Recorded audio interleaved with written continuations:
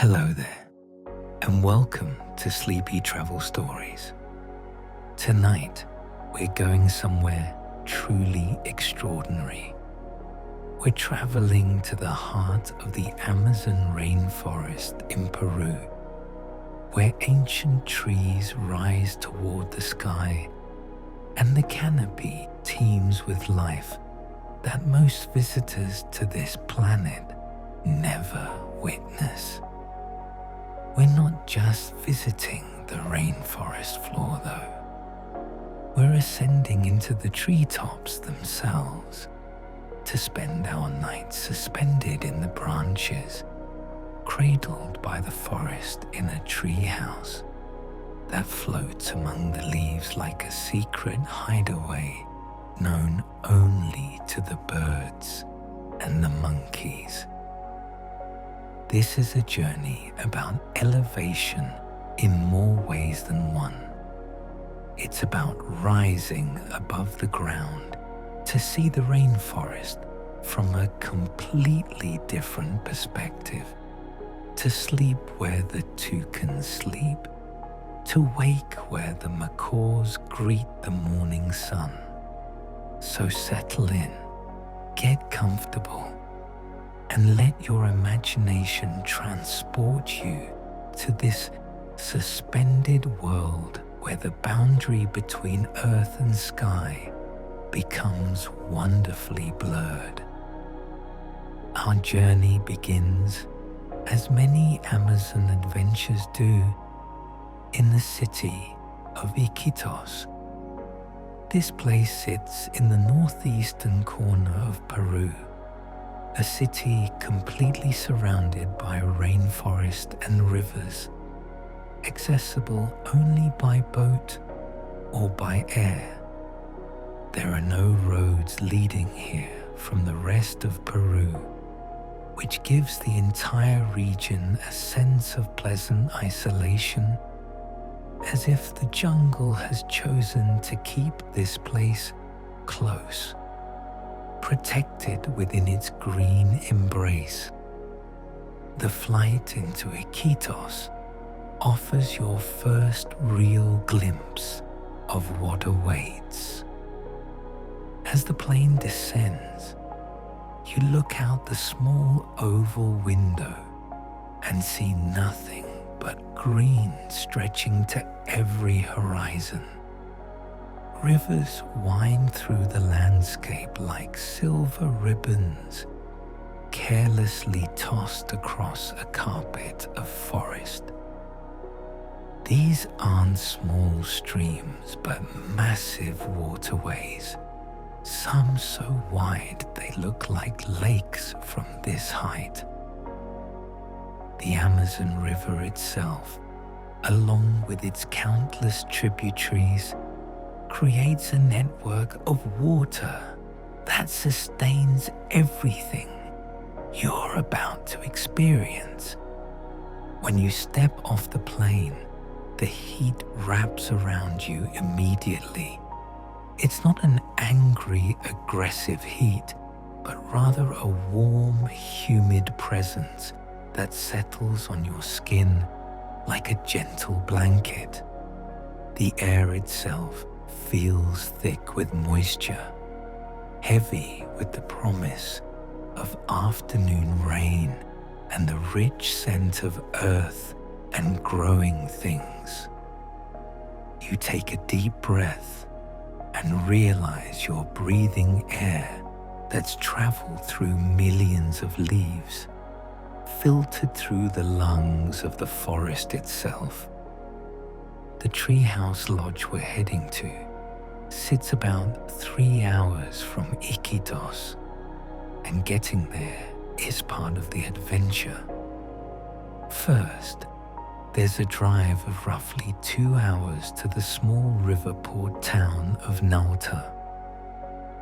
This road was completed only in 2012, which tells you something about how recently this region has been even marginally connected to the outside world. Before that road existed, The journey between these two places required an 18-hour boat trip along the Amazon River itself. As you drive, the landscape shifts gradually from the outskirts of the city to increasingly wild terrain. Small communities appear and disappear along the roadside. Houses built on stilts in anticipation of the seasonal floods that transform this entire region every year. You see children playing in yards, chickens wandering freely, and the occasional motorcycle puttering along the dusty road. Life moves at a different pace out here, unhurried and synchronized with the rhythms of the river and the rain. At Nauta, a boat waits at the dock. It's a sturdy wooden vessel with a canvas roof to provide shade from the fierce equatorial sun. Your guide greets you with a warm smile and helps you aboard, stowing your bag in a dry compartment. The boat's motor rumbles to life, and you push away from the dock, heading out onto the Maritim River, one of the Amazon's major tributaries. The boat ride itself becomes a meditation. The motor's steady hum provides a constant background as you glide across water that ranges in color from muddy brown to startling patches of clearer water where tributaries merge. The riverbanks slide past on either side, walls of green punctuated occasionally by sandy beaches or the weathered wood of a riverside dwelling. Every so often, you pass another boat, fishermen checking their nets, or families traveling between communities, and hands wave in greeting across the water. Your guide points out wildlife as you travel. A family of capybaras lounges on a muddy bank, these giant rodents looking supremely unconcerned as your boat passes. An iguana basks on a fallen log, its prehistoric profile sharp against the green backdrop. Birds are everywhere, white egrets standing sentinel in the shallows, black skimmers swooping low over the water's surface, their lower beaks cutting through like knives as they fish. After about an hour on the Maritim, the boat turns onto a smaller river, the Yarapa. The water here feels more intimate, the forest pressing closer on both sides. The sound of the motor echoes differently here, bouncing back from the dense vegetation. The afternoon light filters through the canopy in golden shafts, illuminating patches of water and creating a sense of passing through a living cathedral. Then you see them, if you're fortunate, pink river dolphins, or botos, as they're known locally. These creatures are unlike any marine dolphins you might have encountered. Born grey, they turn increasingly pink as they age, the males becoming the most vibrantly colored of all. They surface near the boat with a gentle roll, their long snouts breaking the water first, followed by that distinctive pink hump of a back before they dive again.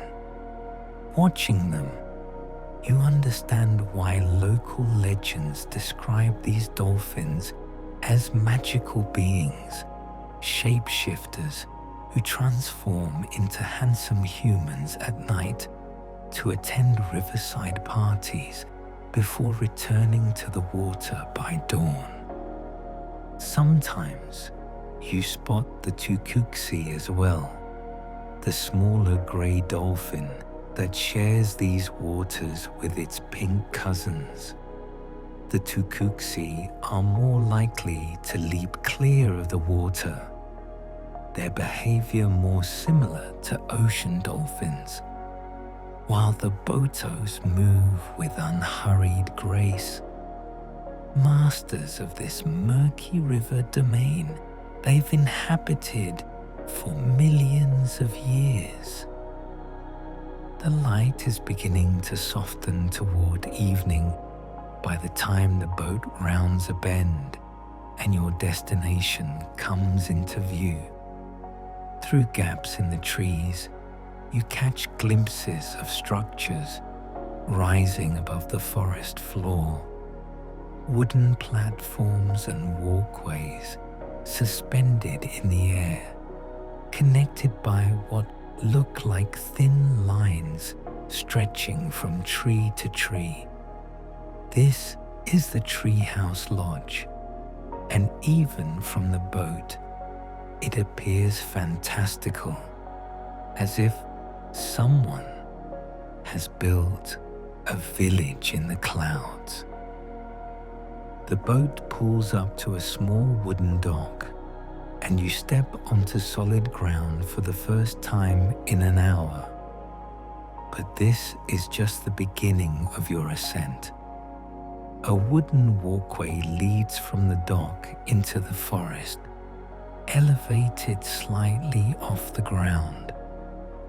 Depending on the season, this path might carry you over water, the forest floor temporarily claimed by the floods that arrive each year between November and February, transforming the landscape into something that looks more like a swamp than solid land.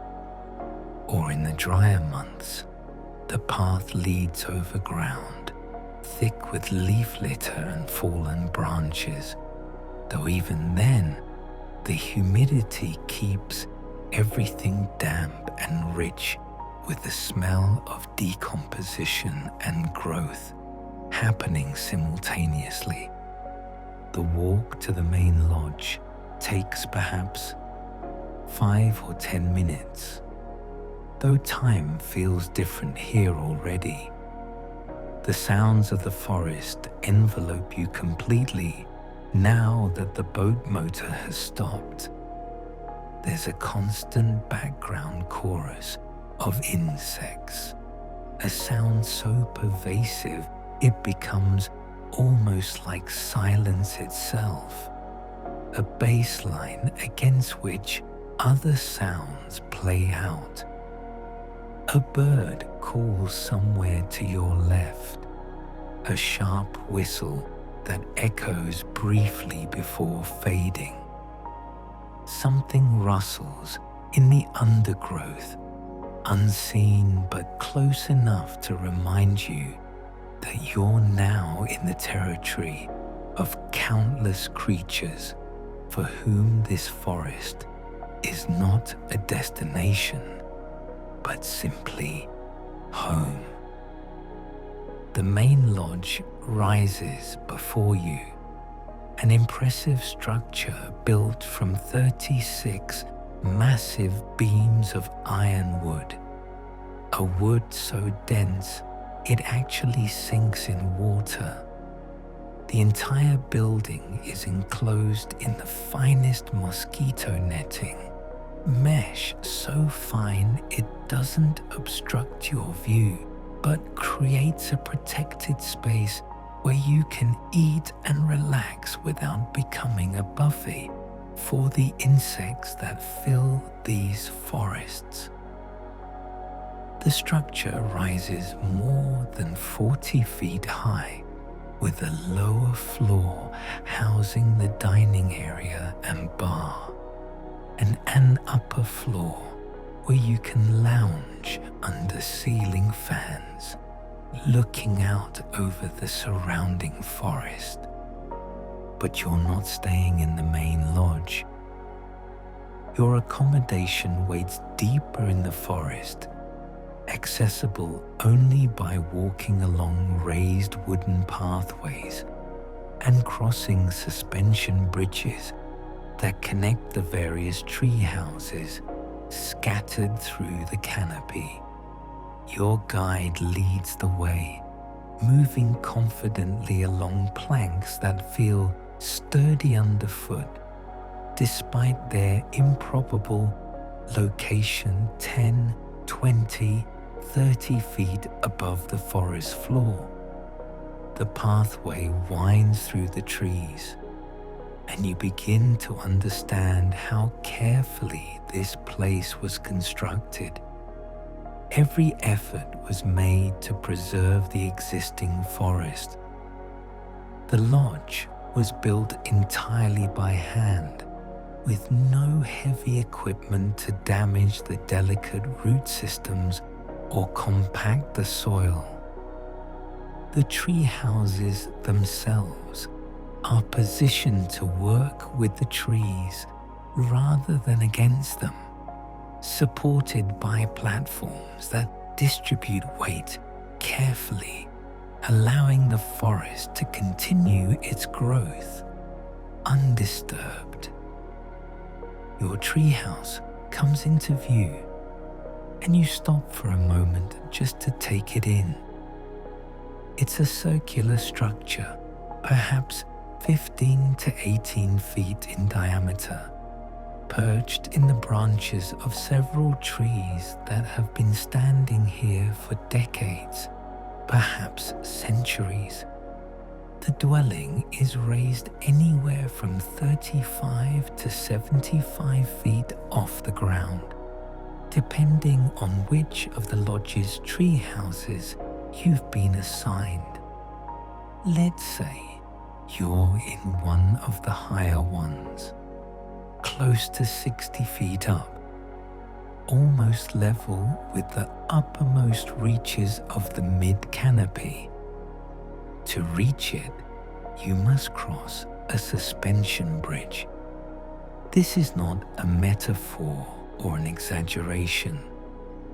These are actual suspension bridges, cables strung between platforms, with wooden planks for walking and wire mesh sides to keep you from tumbling out. The bridge sways gently as you step onto it, responding to your weight with a subtle motion that reminds you exactly how high above the ground you are. Your guide crosses first, moving with the ease of someone who makes this journey multiple times every day, and you follow, gripping the side cables perhaps more tightly than strictly necessary. The bridge sways with each step, a gentle rocking motion that's simultaneously thrilling and slightly unnerving if you happen to look down through the gaps between the planks.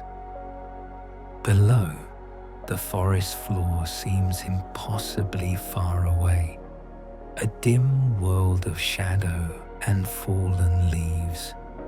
But then you look up instead, and suddenly the forest makes sense from this new perspective.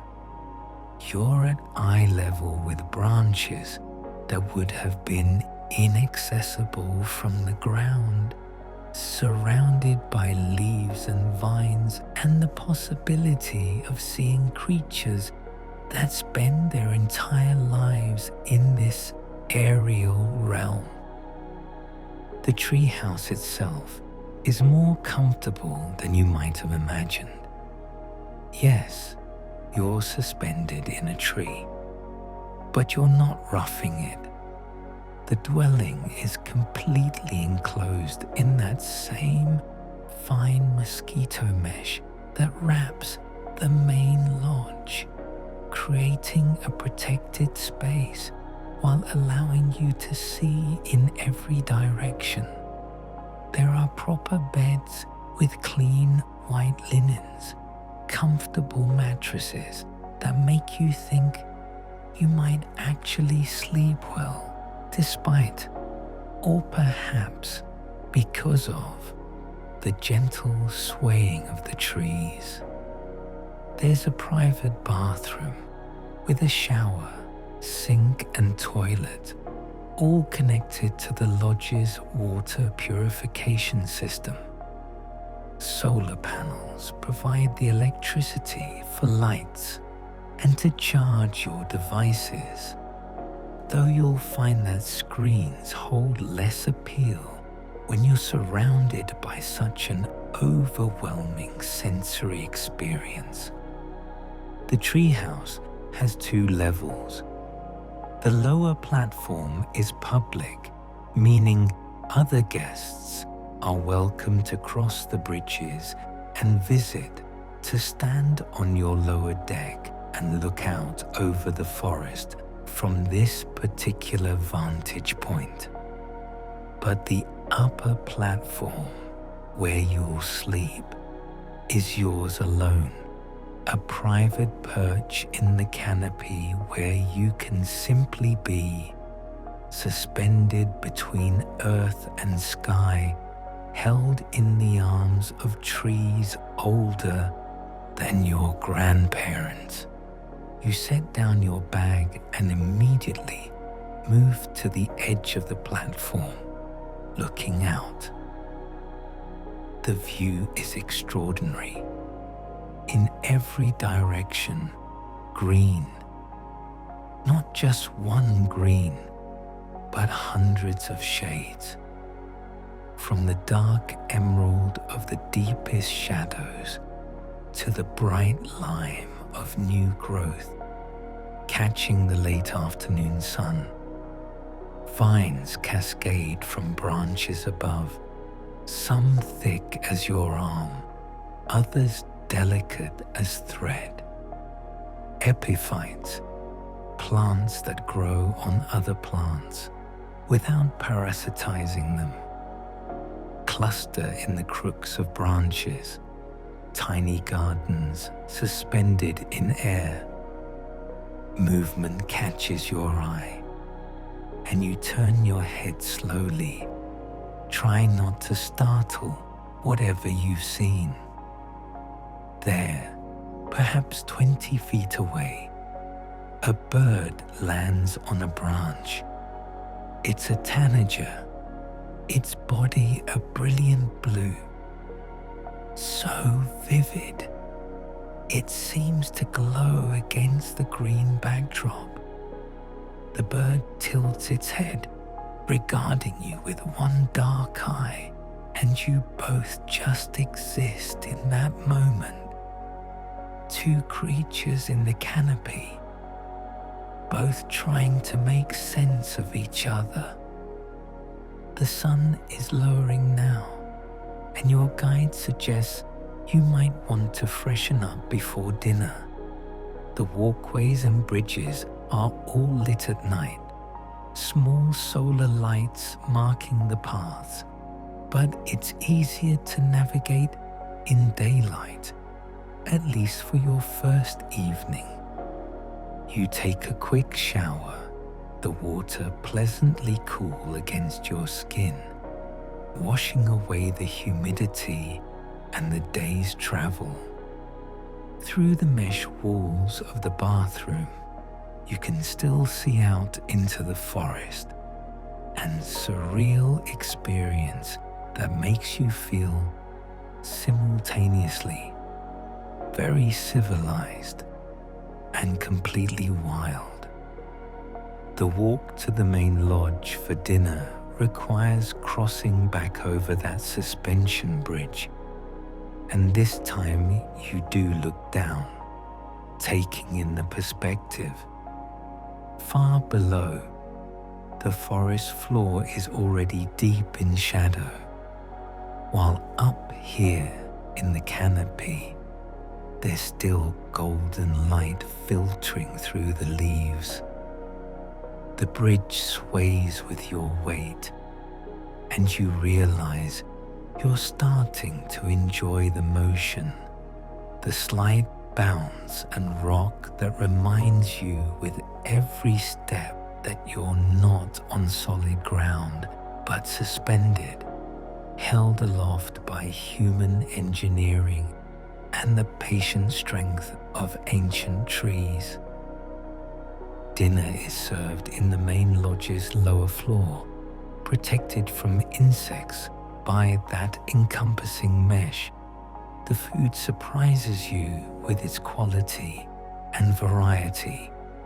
This is, after all, a place accessible only by boat, hours from the nearest market. Yet the meals are delicious and thoughtfully prepared. There's fresh fish from the river, possibly piranha or catfish, prepared Peruvian style with local spices. There are vegetables and fruits, some you recognize and others that are new to you. Products of the forest and the small gardens that riverside communities maintain.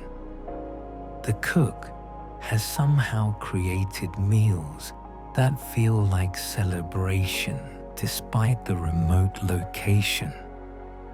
You eat slowly, listening to the other guests share their observations from the day. Someone saw a 3-toed sloth in a tree near their treehouse. Another couple spotted a troop of squirrel monkeys moving through the canopy, leaping between branches with acrobatic grace. Your guide shares plans for tomorrow. There will be a dawn boat trip to see more dolphins, a jungle walk to learn about medicinal plants, perhaps an evening caiman spotting expedition if anyone is interested. But for now, for tonight, you're simply tired in the best possible way. Tired from travel, from new experiences, from the sensory overload of arriving in a place so different from anywhere you've been before. You excuse yourself while the sky outside still holds a bit of light, and make your way back along the elevated walkways to your treehouse. Crossing the suspension bridge one last time for the day, you notice how the sounds have already changed. The daytime birds have gone quiet, but the insects seem louder, their collective voice rising like an orchestra tuning up before a performance. Somewhere far off, you hear a sound you don't recognize, a low booming call that echoes through the trees. Your guide mentioned howler monkeys earlier, primates whose vocalizations can carry for miles through the forest. Perhaps that's what you're hearing now.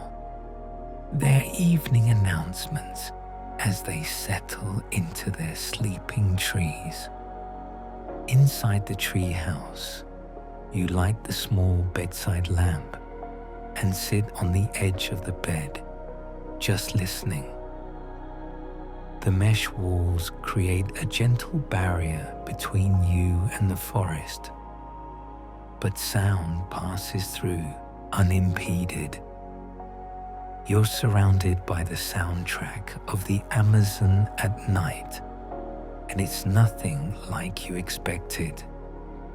In movies, jungles are presented as places of dramatic animal calls and obvious danger. But this real forest is more subtle. There's the insects. Yes, that ever-present baseline hum. There are frogs, dozens of species calling from trees and puddles and streams, each with its own distinctive voice. Some sound like birds, others sound mechanical, like someone tapping on a hollow log. A few sound impossibly loud for creatures you know must be quite small. Every so often, you hear something closer, something moving on the branches near the treehouse. A rustle of leaves, a soft footfall on wood. You imagine all the creatures that might be out there, moving through their forest home while you observe from your suspended perch.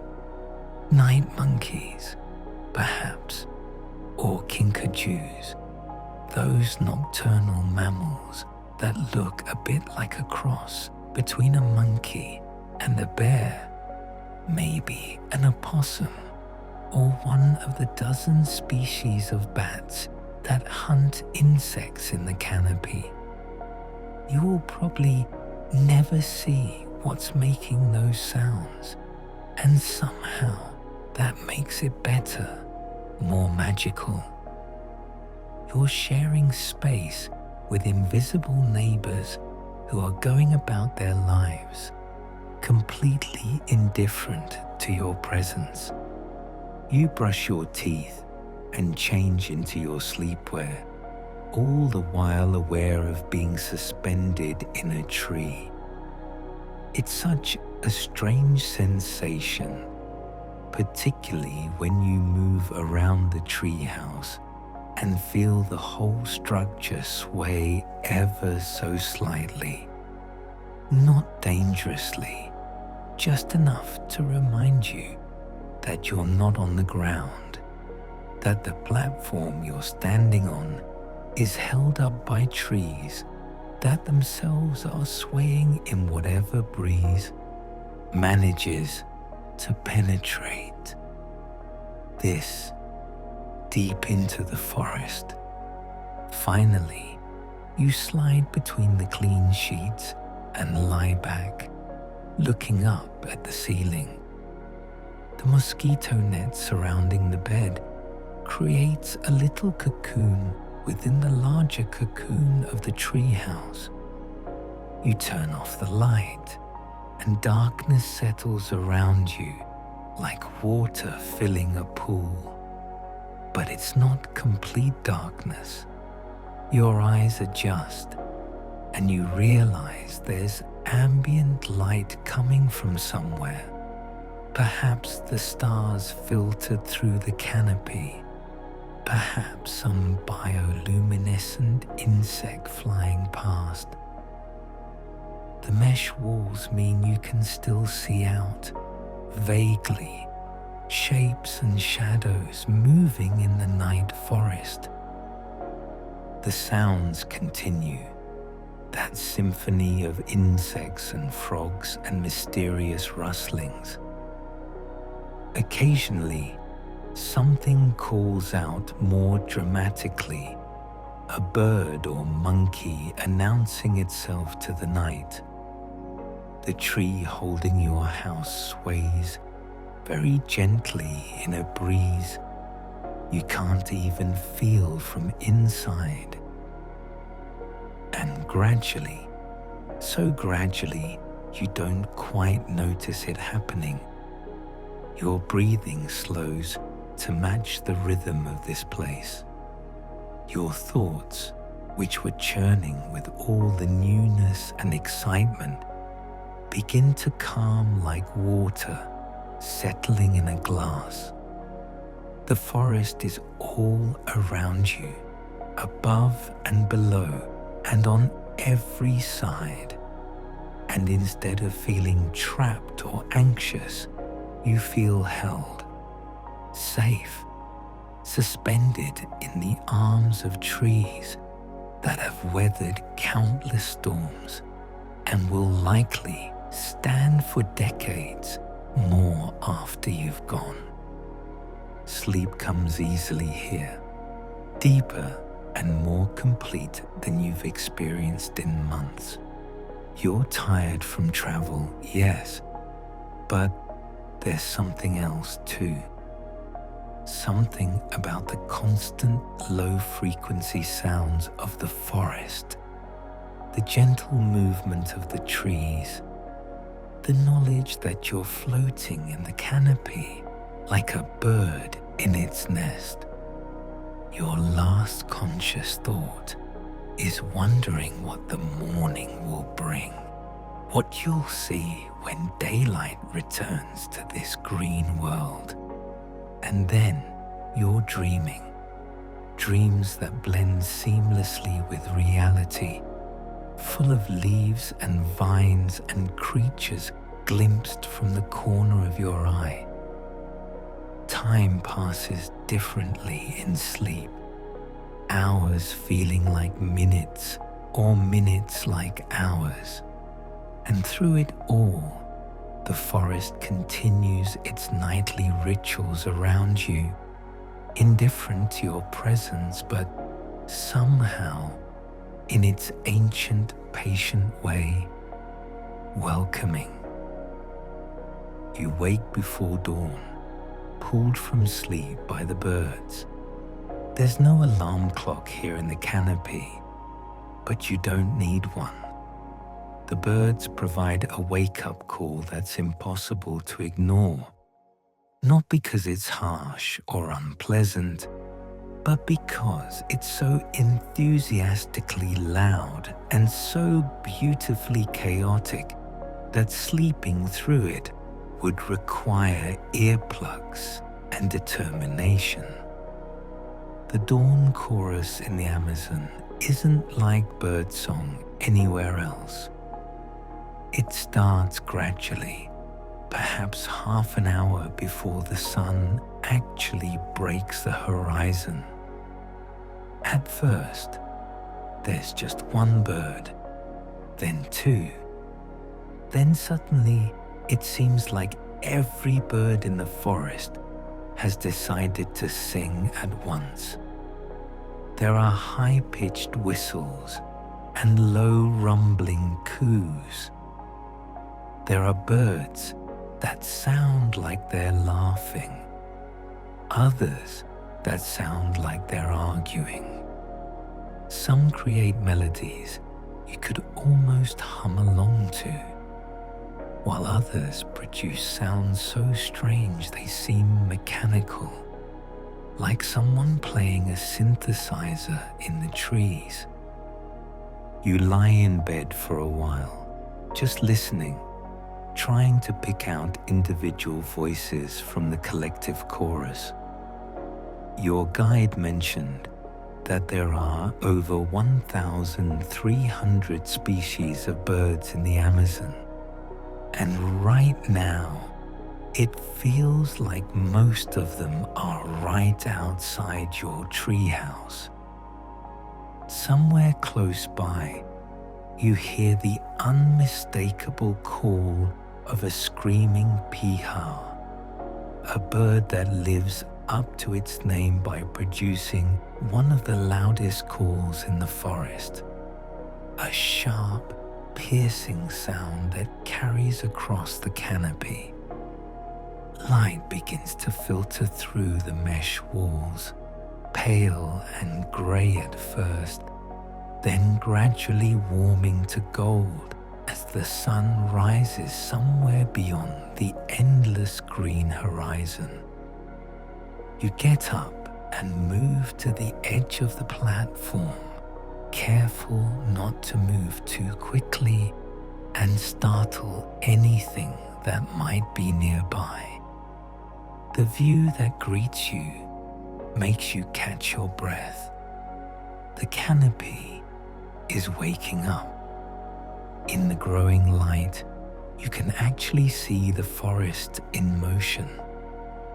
A troop of squirrel monkeys moves through the branches about 30 feet away, their small bodies leaping between trees with casual confidence that makes your heart race just watching. They're on their morning commute, heading to wherever they spend their days, chattering to each other as they go. One pauses on a branch and looks directly at you, its dark eyes curious but not afraid. Then it's gone, following its family deeper into the green.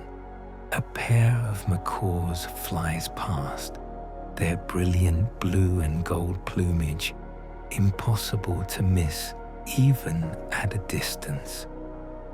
They call to each other as they fly, harsh, loud cries that sound nothing like the pleasant chirping of backyard birds. These are ancient voices, the sound of the rainforest itself. And there's something deeply moving about hearing them in person rather than through a screen or recording. Movement below catches your attention, and you look down to see something you couldn't have seen from the ground. There's a sloth clinging to a branch, moving so slowly that at first you think it's just a clump of vegetation. But no, it's alive, turning its head with that characteristic slow motion movement, its long claws gripping the branch with a grip that looks relaxed but must be incredibly strong to hold on during storms and wind. The sloth is covered in a greenish tinge, algae growing in its fur, a mobile ecosystem all by itself. You watch the sloth for 5 minutes, 10, and it barely moves. There's something meditative about observing a creature that treats every motion as if it has all the time in the world. Perhaps it does.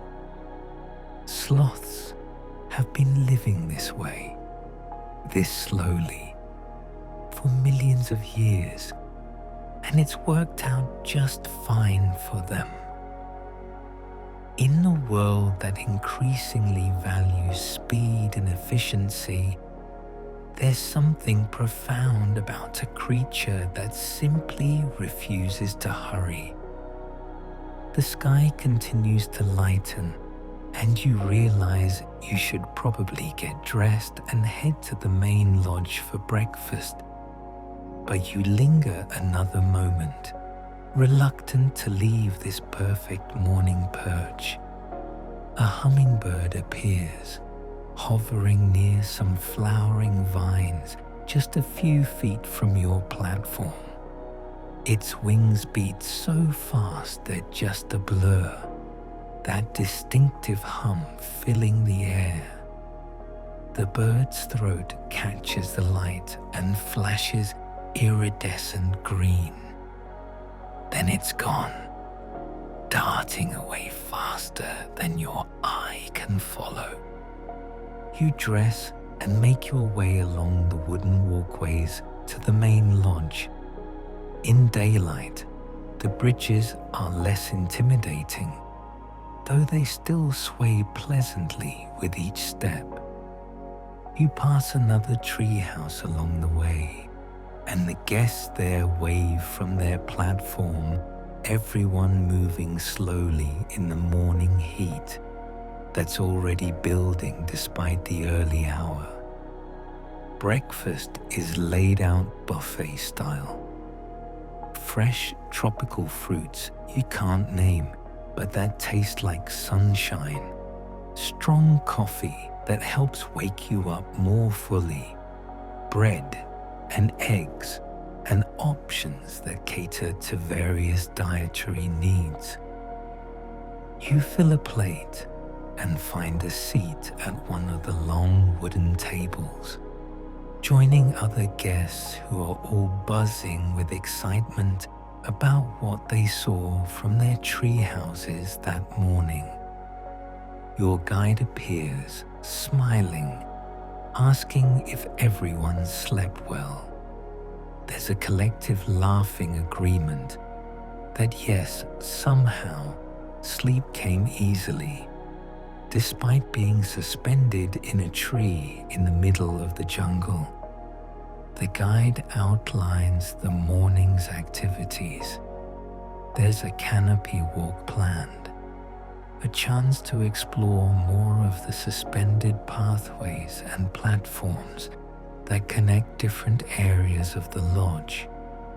For those interested, there will be a boat trip later to explore a nearby oxbow lake, one of those curved bodies of water created when a river changes course and leaves behind a crescent-shaped pool. But first, the canopy walk. You finish breakfast and follow your guide along the network of bridges and platforms that extends through the forest. This system of walkways is extraordinary, allowing you to move through the mid-canopy level, accessing areas that would be completely impossible to reach from the ground. You're walking through the space where 90% of the rainforest's life exists, that crucial layer between the forest floor and the emergent trees that poke above the canopy. The guide stops frequently, pointing out things you would have missed on your own. There's a nest woven from grass and leaves, perfectly camouflaged against the branches. A particular tree has scratch marks on its bark, evidence that a jaguar passed by sometime recently, sharpening its claws on the wood. Here's a vine that indigenous people use to purify water, and there's a tree whose bark can treat infections. The forest, your guide explains, is a green pharmacy, a vast repository of medicinal knowledge accumulated over thousands of years by the people who've lived here. You come across a group of tamarins, tiny monkeys no bigger than squirrels, with faces framed by what looks like white whiskers. They're feeding on fruits, plucking them delicately with small hands, occasionally pausing to look at you with expressions that seem almost human in their curiosity. One of them holds your gaze for a long moment, and you're struck by the intelligence you see there. The sense that you're being evaluated by a mind that's different from yours, but no less sharp. Toucans appear, landing on branches with that distinctive heavy flap of wings, followed by an upward hop to land. Their enormous beaks look impractical, too large for their bodies, yet they manipulate fruit with them with perfect precision. The beaks aren't actually as heavy as they look, your guide explains. They're hollow, filled with a honeycomb structure that keeps them light while maintaining strength. Everything in the rainforest is an adaptation, a solution to the particular challenges of living in this environment. The walkway brings you to a platform that's slightly higher than the others, offering a view out over the canopy. From here, you can see the green stretching in every direction, an ocean of leaves broken only by the winding silver ribbon of the river in the distance. It's humid and hot, even up here where you'd expect more breeze, and sweat trickles down your back. But you don't mind. This is what the Amazon is, this combination of overwhelming heat and humidity that makes everything grow with such exuberant abundance. Your guide points out different trees, teaching you to recognize them by their leaves, their bark, their flowers. That tall one with the smooth grey bark and the buttress roots spreading at its base like the fins of a rocket ship. That's a kapok tree, which can grow to be 200 feet tall. The red flowers clustered on another tree will eventually become Brazil nuts. This vine, with the distinctive pattern on its bark, is ayahuasca, the plant used in traditional ceremonies, though your guide is quick to clarify that the lodge doesn't offer such experiences, instead respecting the plant's traditional and sacred uses. As the morning progresses, the heat intensifies. By 10 or 11 o'clock, the temperature is pushing into the low 90s Fahrenheit, and the humidity makes it feel even warmer. The forest seems to slow down, the birds going quiet during the hottest part of the day. This is when many creatures take a siesta, conserving energy until the afternoon brings the possibility of rain and slightly cooler temperatures. Back in your treehouse, you follow the animal's example and rest. The bed is comfortable and the gentle swaying of the tree is soothing.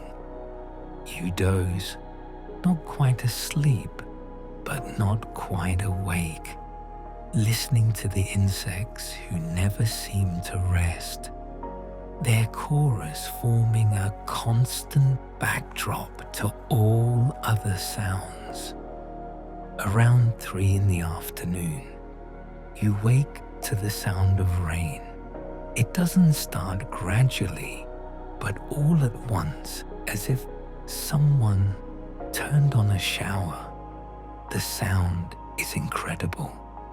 Millions of drops hitting millions of leaves, creating a roar that drowns out even the insects. From your protected perch inside the treehouse, you watch the rain transform the forest. Water cascades down from the canopy in streams and rivulets. Leaves bend under the weight of accumulated water, then spring back up as the water streams off. The air fills with mist, making everything look soft and dreamlike. The rain lasts maybe 45 minutes, an intense deluge that soaks everything thoroughly. Then, as suddenly as it started, it stops. The clouds part. Late afternoon sun breaks through, and steam begins rising from the wet leaves. The forest, which had gone quiet during the downpour, slowly comes back to life. Birds begin calling again. Frogs, activated by the moisture, start their own chorus. Everything smells rich and green and alive, that incredible scent of wet earth and growing things that you can never quite capture in words, but that becomes one of your most vivid memories of this place. Your guide appears at the base of the tree, calling up to ask if you'd like to join the boat trip to the Oxbow Lake. You absolutely would. You make your way down from the treehouse, carefully crossing the now wet suspension bridge, your hands gripping the cables a bit more firmly than before. The boat ride to the Oxbow Lake takes about 20 minutes, following smaller and smaller waterways until you're gliding through what feels more like a flooded forest than a river. Trees rise directly from the water, their trunks disappearing into the murky depths. Your guide explains that during the wet season, the water level can rise by as much as 23 feet, completely transforming the landscape and allowing fish and dolphins to swim through areas that will be dry land in a few months. The Oxbow Lake is perfectly still when you arrive, its surface like dark glass reflecting the sky and the trees that surround it. This is the kind of place that makes you instinctively lower your voice, speaking in hushed tones as if you're in a natural cathedral. The guide cuts the motor and you drift, paddling gently with wooden oars that make almost no sound as they dip into the water. Here, in this quiet backwater, you see caimans. These relatives of alligators and crocodiles rest on muddy banks or float with just their eyes and nostrils above water, perfectly camouflaged and perfectly patient. They're not particularly aggressive toward humans, your guide assures you, as long as you don't do anything foolish, like trying to swim in caiman-inhabited waters.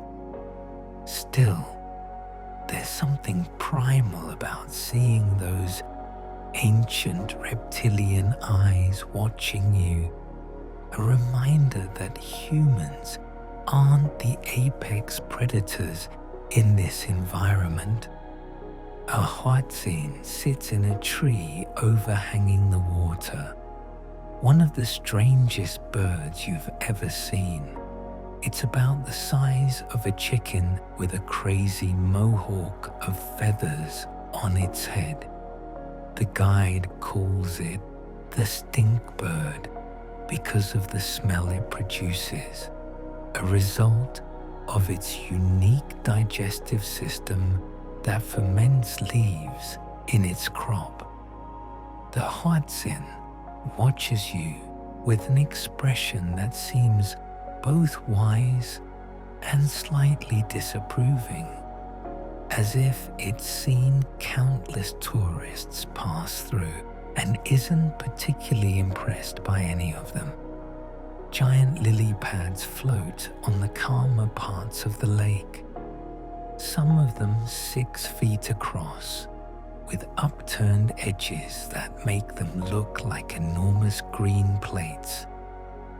These are Victoria water lilies, strong enough to support the weight of a small child if they were to somehow stand on one.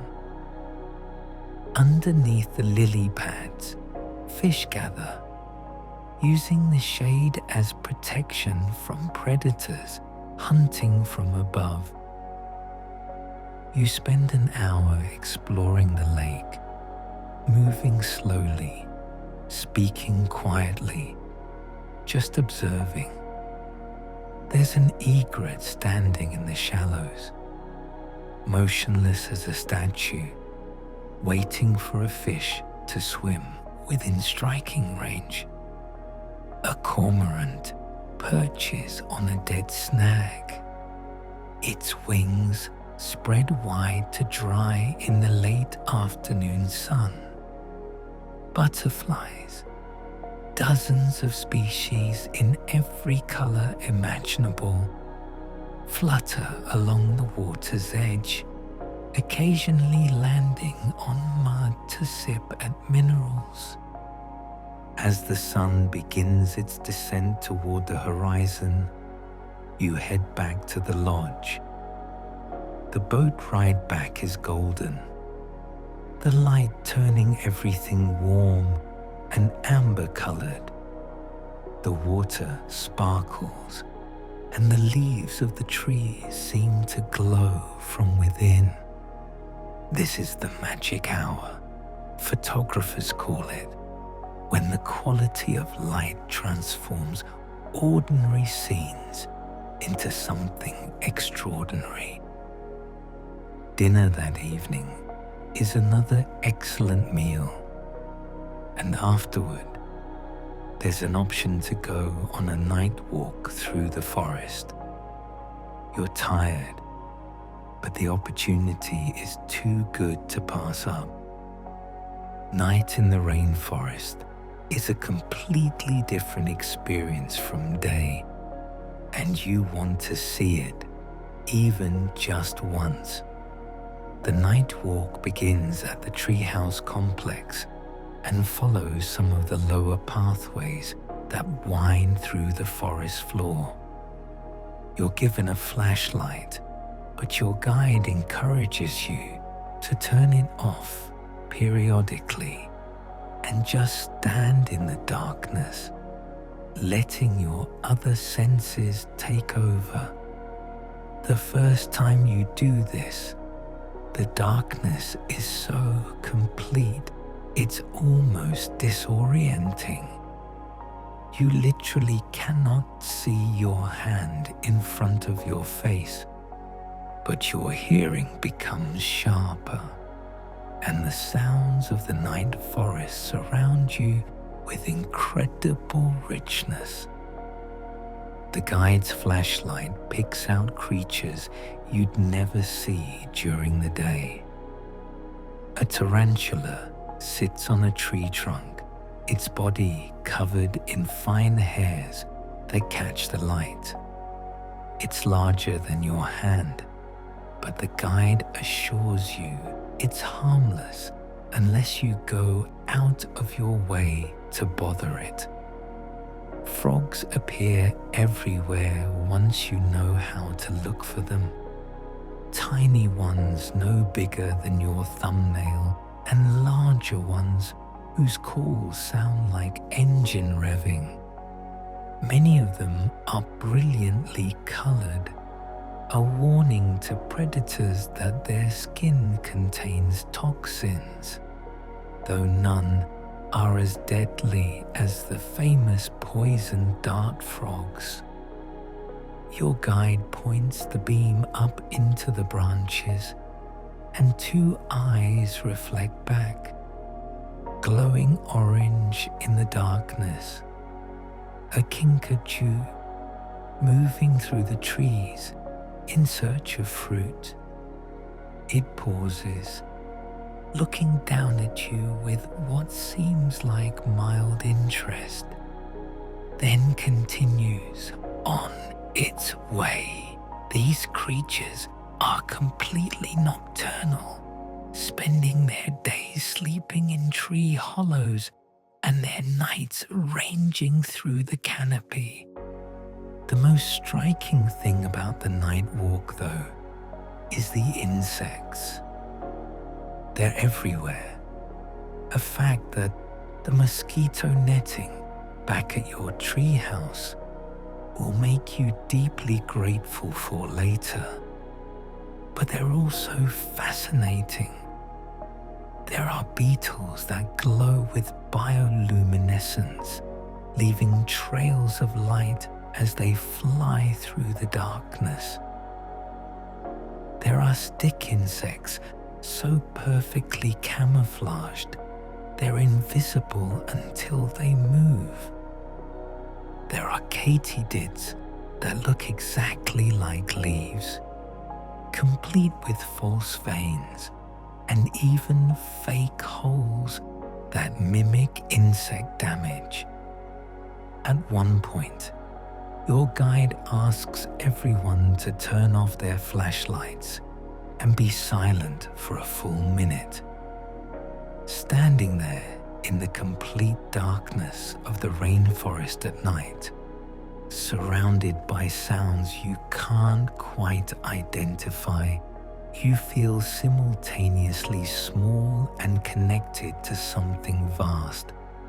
This forest has been here for millions of years, long before humans walked upright, long before cities and roads and electric lights. The creatures around you, calling and hunting and living their lives, are part of an ancient pattern that continues regardless of human presence or absence. The flashlights come back on, and you continue the walk. But that moment of darkness stays with you. It's humbling in the best possible way, a reminder of your place in the larger scheme of things. Back at the treehouse, you're genuinely exhausted. It's been a full day of sensory overload, of sights and sounds and experiences that feel almost too rich to process all at once. You shower again, washing away the sweat and humidity, then crawl into bed. The mosquito net creates your safe cocoon, and the treehouse becomes your protected nest in the vast forest. Sleep comes even more easily than the first night. You're growing accustomed to the sounds, your brain learning to filter out the constant insect chorus and pay attention only to unusual noises. The swaying of the tree feels natural now, comforting rather than unsettling. You drift off thinking about all you've seen: pink dolphins and toucans, sloths and caimans, the endless variations of green. Your second full day begins much like the first, with the dawn chorus pulling you from sleep. But today, you rise even earlier for a special excursion, a sunrise boat trip to see the dolphins during their morning feeding time. You dress quickly in the pre-dawn darkness and make your way to the dock where the boat waits, its motor idling quietly. The river at dawn is magical in a completely different way than during the day. Mist rises from the water, creating layers of fog that drift between the trees. The sky is just beginning to lighten, stars still visible overhead, but fading as the eastern horizon starts to glow. The air is the coolest it will be all day, probably in the mid-70s Fahrenheit, and there's a freshness to it that makes you breathe deeply. The boat glides quietly through the mist, and you scan the water's surface, looking for the telltale ripple that indicates a dolphin is nearby. Your guide maneuvers the boat to where two rivers meet, a confluence where different water temperatures and currents create ideal fishing conditions. This is where the dolphins come to hunt in the early morning. And there they are, pink and grey dolphins together, their forms appearing and disappearing in the misty water like mirages. The pink ones, the botos, move with that characteristic unhurried grace, surfacing to breathe with barely a ripple, their long snouts breaking the water first. The grey Tucuxi are more energetic, occasionally leaping clear of the water in arcs that catch the growing light.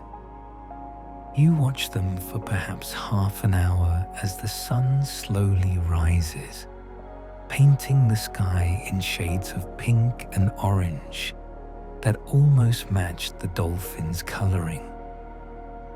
Breakfast is served right there on the boat, simple but satisfying. Fresh bread, fruit, juice, and strong coffee poured from a thermos. You eat slowly, not wanting to miss a moment of this experience. The dolphins seem to tolerate the boat's presence, neither approaching nor fleeing. They're focused on fishing, and occasionally you see them working cooperatively. Several dolphins herding fish into shallow water where they're easier to catch. The boto's flexible neck, unique among dolphins, allows them to turn their heads in ways that marine dolphins cannot, an adaptation that helps them navigate the flooded forest and catch fish hiding among submerged tree roots. By the time you head back to the lodge, the sun is well above the horizon and the day's heat is already building. You spend the late morning exploring more of the canopy walkways, this time with a different guide who specializes in plant identification. This guide teaches you to recognize medicinal plants that have been used by indigenous communities for generations. There's cat's claw, a woody vine with curved thorns that give it its name. Indigenous healers use the bark and root to treat arthritis, stomach ulcers, and inflammation. The guide shows you dragon's blood, a tree that, when its bark is cut, produces a dark red sap that acts as a natural antiseptic and wound treatment. There's a plant called matico, with bright pink flowers whose leaves are used for muscle pain and sore throats. The guide is careful to explain that many of these medicinal uses haven't been extensively studied by Western science, but they've been tested over thousands of years through traditional use. The indigenous knowledge of these plants represents a vast repository of information about the forest's pharmacological potential, more than a quarter of modern medicines are derived directly or indirectly from rainforest plants, and countless more might be discovered if the forest and the traditional knowledge associated with it can be preserved. You ask about ayahuasca, the vine that's become famous in recent years for its hallucinogenic properties when combined with other plants. The guide's demeanor becomes more serious.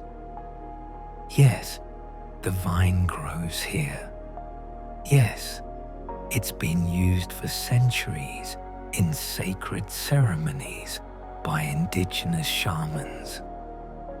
But it's not something to be approached lightly or used for entertainment. The traditional ceremonies involve extensive preparation, the guidance of experienced shamans, and are deeply embedded in a cultural and spiritual context that can't be separated from the plant itself. The conversation reminds you that you're not just in a pretty place or an interesting ecosystem. This is someone's home, someone's sacred space, the repository of cultures that stretch back thousands of years. The trees around you aren't just trees, but relatives according to many indigenous worldviews. The river isn't just water, but a living entity with its own spirit. To truly understand this place would require not days or weeks, but years of patient learning, a lifetime of immersion. After lunch, there's an opportunity to visit a nearby indigenous community. You board the boat and travel downriver to a village of perhaps 35 families who live along the water's edge. Their homes are built on high stilts in anticipation of the annual floods. Constructed from wood and palm fronds in a style that's been refined over generations. The villagers welcome you with quiet friendliness, accustomed to occasional visitors, but not overwhelmed by tourism. You're shown around the community, the central Maloka, a large communal building used for meetings and ceremonies, the small school where children learn both Spanish and their indigenous language, the gardens where families grow cassava, corn, and other staples using sustainable farming practices. A woman demonstrates weaving, creating intricate baskets from palm fronds with a speed and skill that comes from a lifetime of practice.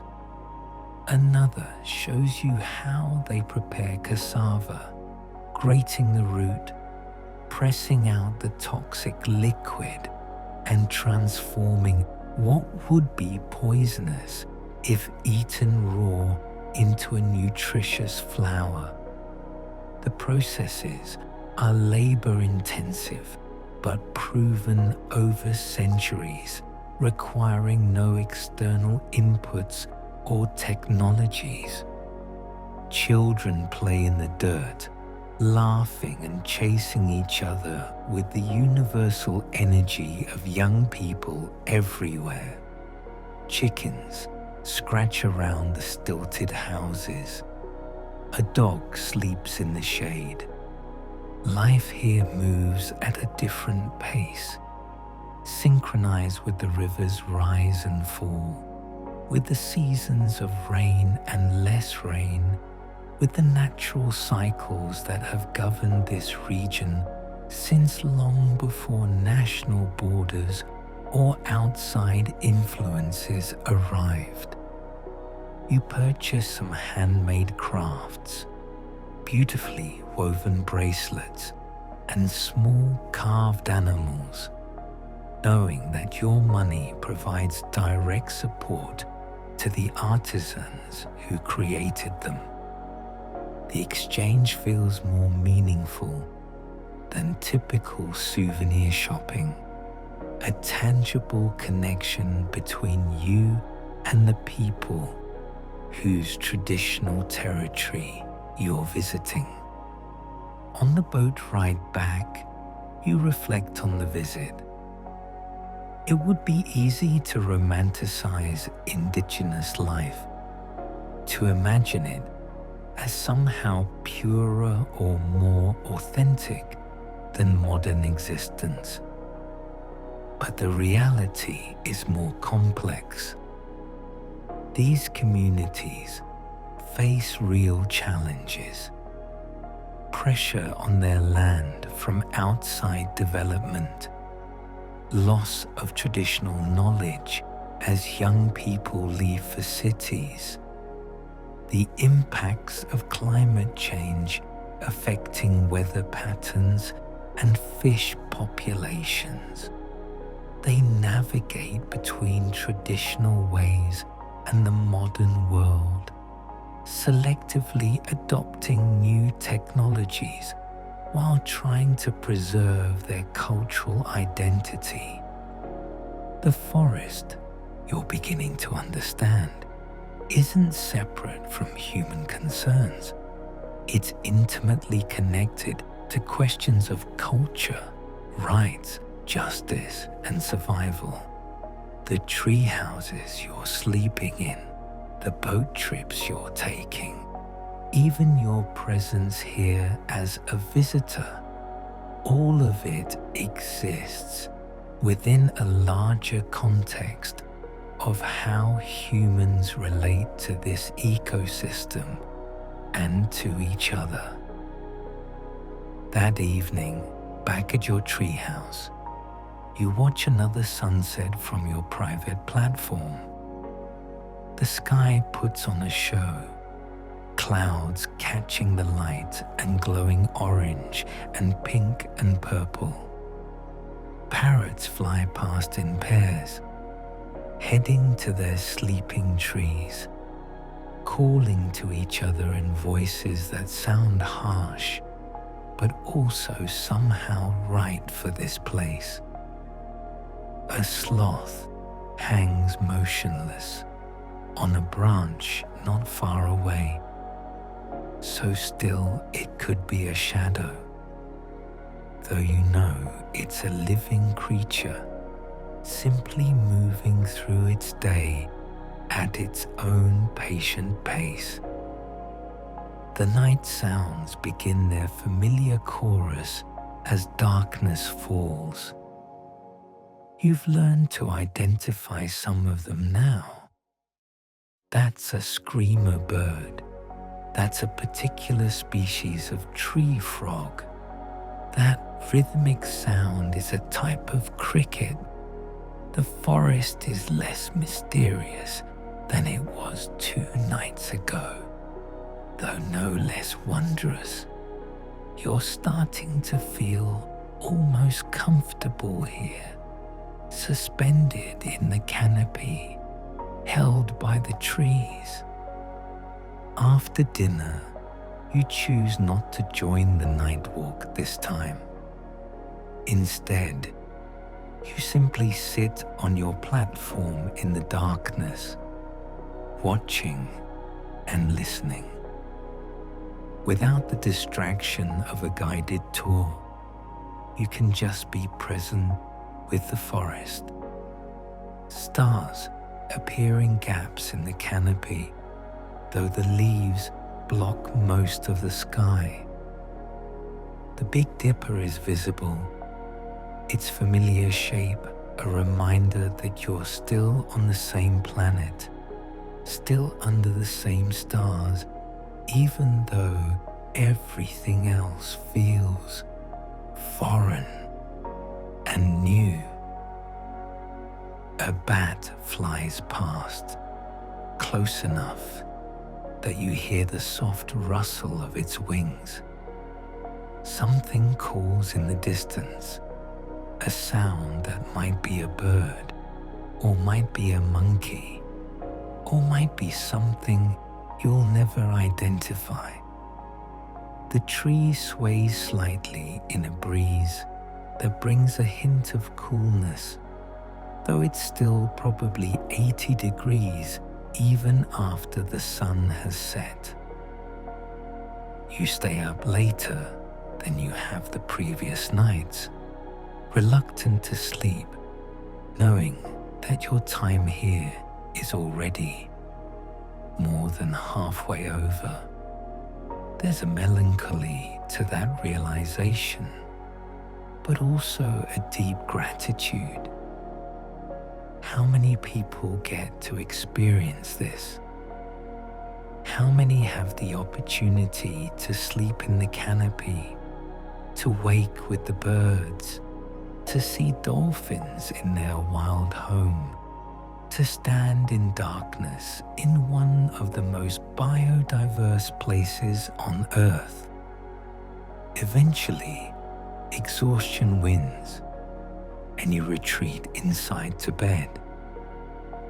The sounds of the forest follow you into your dreams, creating a soundtrack of rustles and calls and mysterious noises that your sleeping mind weaves into strange and beautiful narratives. Your last full day arrives with a mix of sadness and determination to soak up every remaining moment. The dawn chorus sounds especially beautiful this morning, or perhaps you're just more aware of it, knowing you won't hear it tomorrow. You lie in bed for an extra few minutes, eyes closed, just listening, trying to memorize the sounds. There's a special excursion planned for this morning. Piranha fishing. It sounds more dramatic than it is. Your guide takes you to a quiet spot along the river where the water is calm and the fish are plentiful. You're given a simple wooden pole with a strong line, a hook, and chunks of meat for bait. Piranha fishing requires patience. You lower the bait into the murky water and wait, feeling for that distinctive tug that indicates a fish has taken the bait. When it comes, you lift the pole quickly, and there, at the end of the line, is a piranha. It's not as large as you might have imagined, maybe 6 inches long, but its jaw is full of triangular teeth that can indeed bite through flesh with impressive efficiency. Your guide carefully removes the hook, demonstrating the proper technique to avoid those teeth, and you get a close look at the fish. They have a reputation for being ferocious, thanks to dramatic nature documentaries and sensationalized stories. But the reality is more nuanced. Yes, piranhas can be dangerous in certain situations, particularly when trapped in drying pools during the dry season and desperate for food. But normally, they're just fish, filling their ecological niche like any other species. If you catch enough, the lodge's chef can prepare them as part of lunch, a chance to literally eat your catch. The meat is white and mild, surprisingly pleasant, though filled with small bones that require careful navigation. After fishing, there's time for one more canopy walk, one more chance to cross the suspension bridges and stand on platforms looking out over the endless green. You move slowly, not wanting it to end, noticing details you might have missed before. The way certain trees have shallow root systems that spread out just below the surface rather than going deep. An adaptation to the thin layer of nutrient-rich soil that sits atop the clay beneath. The way vines create natural ladders that other plants use to climb toward the light. You see birds you haven't identified yet, adding them to your mental list of wonders witnessed. A woodpecker hammers on a dead tree, the sound echoing through the forest. A hawk sits on a high branch, scanning the canopy below for movement that might indicate prey. A butterfly lands on your hand, drawn perhaps by the salt in your sweat, its wings slowly opening and closing to reveal intricate patterns of color. Lunch is followed by the hottest part of the day, and you retreat to your treehouse for a final siesta. The heat is intense, probably into the mid-90s, and even the insects seem subdued by it. You doze, waking periodically to drink water and marvel at the fact that you've adapted to sleeping in this heat, this humidity, this constant symphony of sound. The afternoon brings more rain, heavy and sudden, turning the world outside your mesh walls into a watercolor painting of green and gray. You watch it come down in sheets, overwhelming in its intensity, then watch it stop just as suddenly, the sun breaking through and creating rainbows in the mist that rises from the wet leaves. This is your last evening, and there's a special option, a sunset boat trip to look for more wildlife and simply be on the river as day transitions to night. You join the excursion, unwilling to miss any opportunity. The boat moves slowly along the river, the guide cutting the engine periodically to drift and observe. The late afternoon light is golden, making everything look painted and perfect. A family of capybaras grazes on the riverbank, these giant rodents looking placid and content. An iguana basks on a log, its body soaking up the last warmth of the day before it retreats to wherever iguanas sleep. As the sun descends toward the horizon, the guide navigates to a wide, open section of river where you'll have a clear view. The sunset is spectacular, the sky going through every shade of orange and red and purple.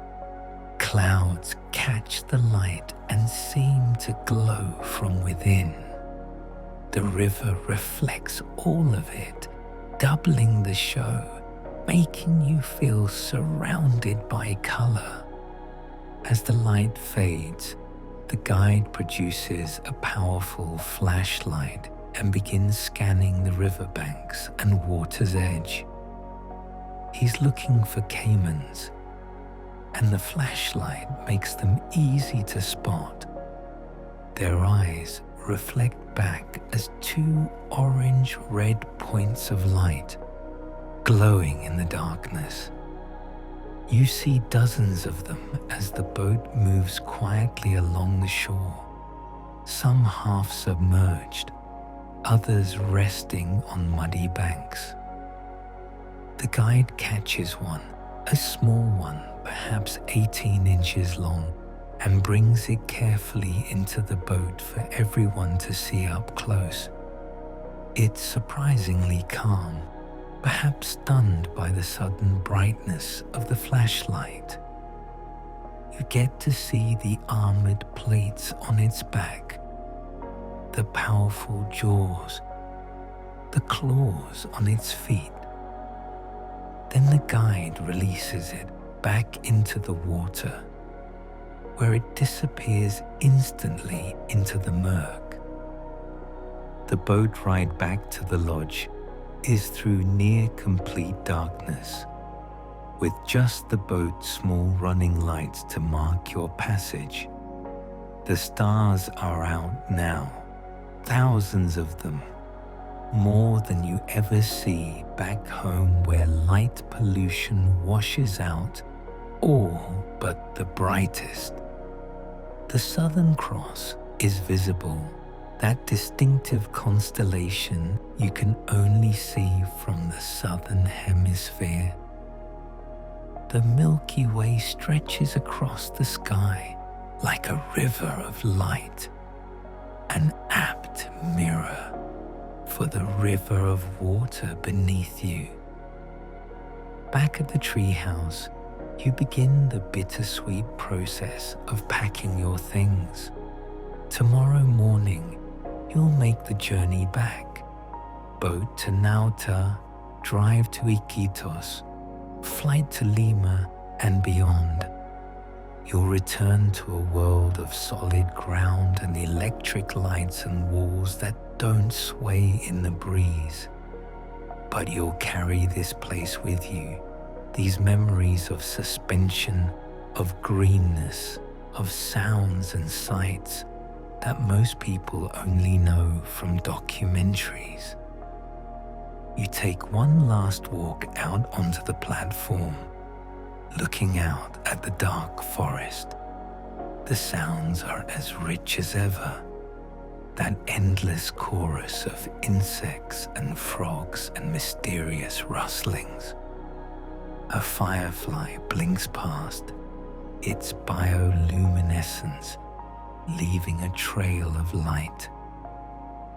Something calls in the distance, and something else answers. The tree sways very gently, the platform rocking like a ship at anchor. It occurs to you that you've spent 3 nights and parts of 4 days suspended in this tree, and it's completely changed how you think about forests, about nature, about your place in the world. You came as a visitor, a tourist, someone passing through. But the forest didn't seem to notice or care. It continued its ancient patterns around you, indifferent to your presence, but also, in its patient way, accommodating. You think about the indigenous communities who've lived here for thousands of years, who know every tree and plant, who can read the forest like you might read a book. You think about the incredible biodiversity, the millions of species coexisting in this green chaos. You think about the threats this place faces, climate change, deforestation, development pressures. And you think about what it means to have spent time here, what responsibility that might carry. The forest doesn't ask anything of you. It doesn't plead for protection or demand action. It simply is, continuing its cycles of growth and decay, birth and death, rain and sun. But having been here, having slept in its arms, having breathed its air and listened to its sounds, you find yourself changed. Not in dramatic ways, perhaps, but in subtle shifts of perspective that you know will influence how you see the world going forward. You finally go inside and lie down for your last night. The bed feels familiar now, the mosquito net a comfortable cocoon. The sounds that seemed so foreign and overwhelming 3 nights ago now feel almost like home. The swaying of the tree is soothing, a gentle rocking that eases you towards sleep. As you drift off, you think about how you'll describe this to people when you return. You'll tell them about the pink dolphins and the toucans, the suspension bridges and the canopy walkways. You'll show them photos that will capture colors, but not really convey the humidity, the heat, the overwhelming sensation of being surrounded by so much life.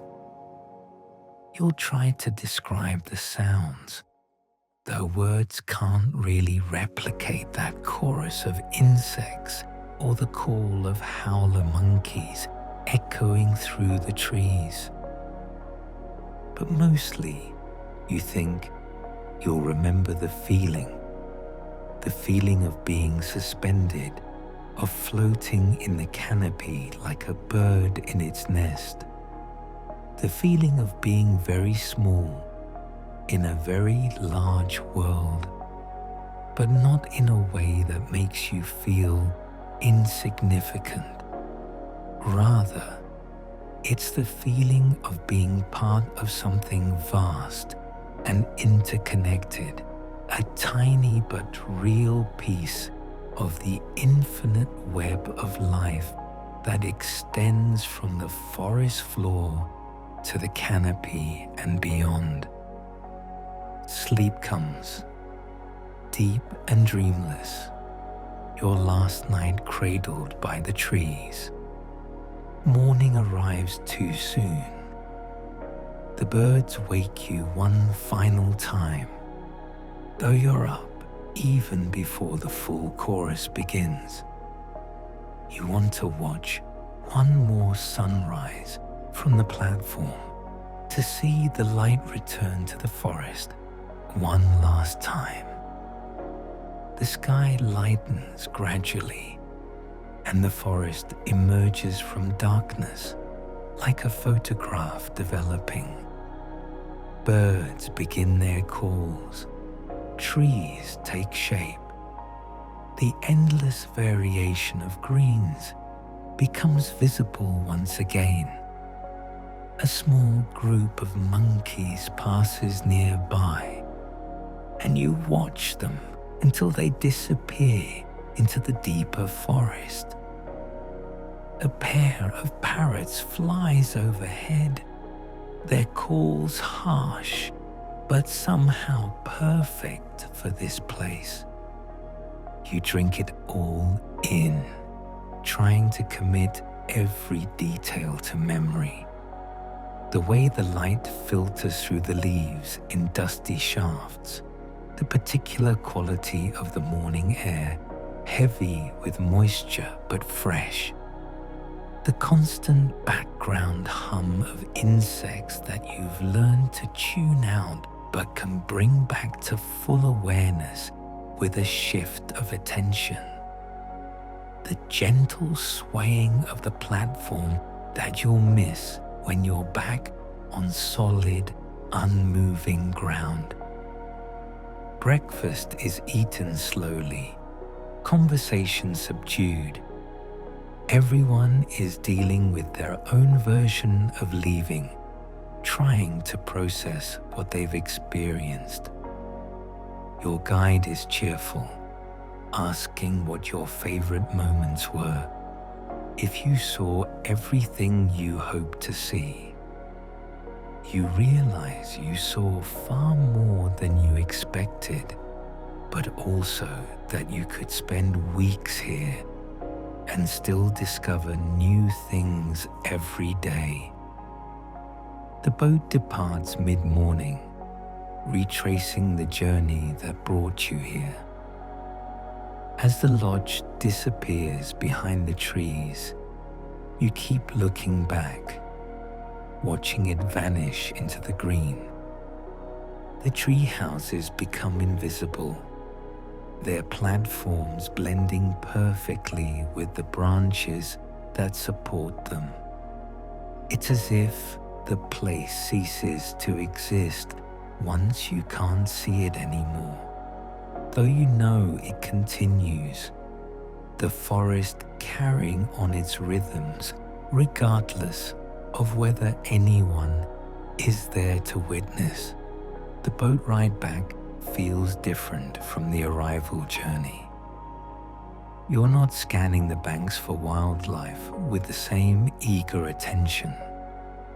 Instead, you're in a more reflective mood, watching the landscape slide past while your mind is elsewhere, already starting to process and organize the memories. The pink dolphins make a final appearance near the confluence of rivers, and everyone on the boat becomes animated, pointing and taking photos. They breach and dive with that characteristic grace, and you feel a surge of affection for these creatures, so perfectly adapted to their river home, so unlikely and beautiful. At Nauta, the boat ties up at the dock, and you make the transfer to the vehicle that will drive you back to Iquitos. The road is the same one you traveled days ago, but you see it differently now.